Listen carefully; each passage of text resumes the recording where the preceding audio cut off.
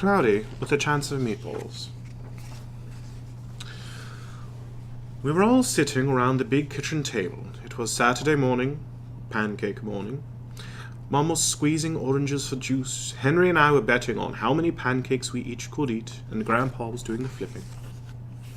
Seconds later, something flew through the air, headed towards the kitchen ceiling, and landed right on Henry. After we realized that the flying object was only a pancake, we all laughed, even Grandpa. Breakfast continued quite uneventfully. All the other pancakes landed in the pan, and all of them were eaten, even the one that landed on Henry.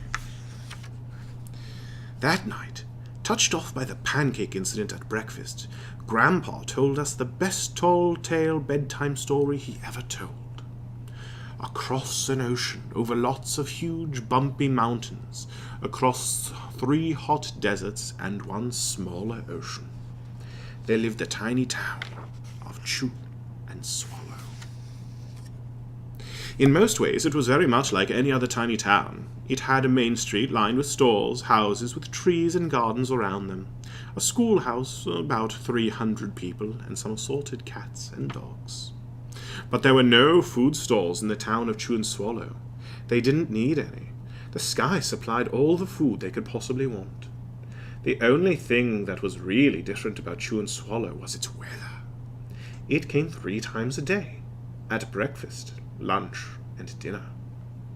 Everything that everyone ate came from the sky.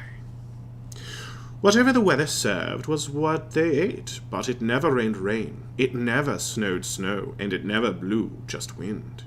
It rained things like soup and juice. It snowed mashed potatoes and green peas, and sometimes the wind blew in storms of hamburgers. The people could watch the weather report on television in the morning, and they would even hear a prediction for the next day's food. When the townspeople went outside, they carried their plates, cups, glasses, forks, spoons, knives, and napkins with them. That way, they would be prepared for any kind of weather. If there were leftovers, and there usually were, the people took them home and put them in their refrigerators in case they got hungry between meals. The menu varied, but the time they woke up in the morning, breakfast was coming down. After a brief shower of orange juice, low clouds of sunny-side-up eggs moved in, followed by pieces of toast. Butter and jelly sprinkled down for the toast, and most of the times it rained milk afterwards. For lunch one day, frankfurters, already in their rolls, blew in from the northwest at about 5 miles an hour. There were mustard clouds nearby, and the winds shifted to the east and brought in baked beans. A drizzle of soda finished off the meal.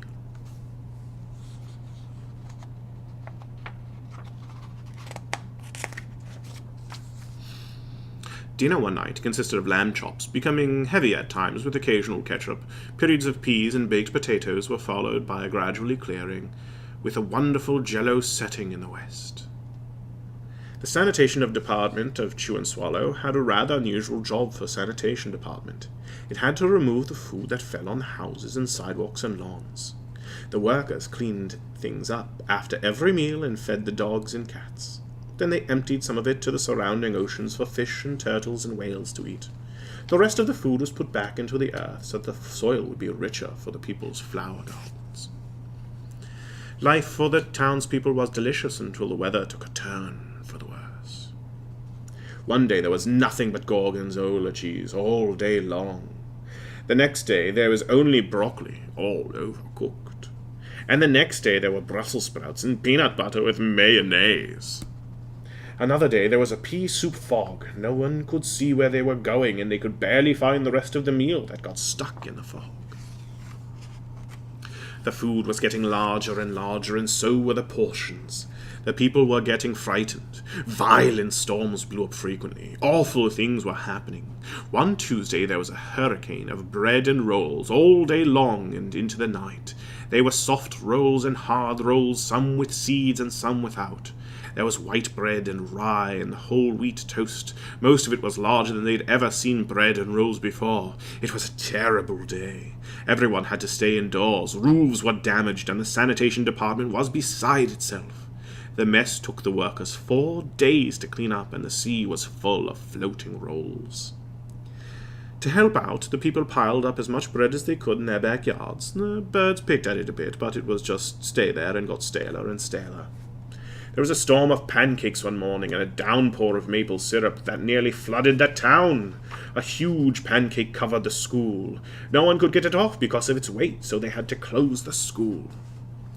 Lunch one day brought 15-inch drifts of cream cheese and jelly sandwiches. Everyone ate themselves sick and ended the day with a stomachache. There was an awful salt and pepper wind accompanied by an even worse tomato tornado. People were sneezing themselves silly and running to avoid the tomatoes. The town was a mess. There were seeds and pulp everywhere. The sanitation department gave up. The job was too big. Everyone feared for their lives. They couldn't go outside most of the towns. Many houses had been badly damaged by giant meatballs. Stores were boarded up, and there was no more school for the children. So a decision had to be made to abandon the town of Chew and Swallow. It was a matter of survival. The people glued together the giant pieces of stale bread sandwich with peanut butter, took the absolute necessities with them, and set sail on their rafts for a new land. After being afloat for a week, they finally reached a small coastal town which welcomed them. The bread had held up surprisingly well enough for them to build temporary houses out of it. The children began school again, and the adults all tried to find places for themselves in the new land. The biggest change they had to make was getting used to buying food at a supermarket. They found it odd that the food was kept on shelves, packaged in boxes, cans, and bottles. Meat that had to be cooked was kept in large refrigerators. Nothing came down from the sky except rain and snow. The clouds above their heads were not made of fried eggs. No one ever got hit by a hamburger again. And nobody dared go back to Chew and Swallow.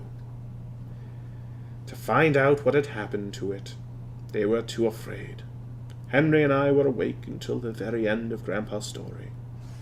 I remember his good-night kiss. The next morning we woke up to see snow falling outside our window. We ran down our stairs for breakfast and ate it a little faster than usual so we could go sledding with Grandpa. It's funny, but even as we were sliding down the hill, we thought we saw a giant pat of butter at the top, and we could almost smell mashed potatoes.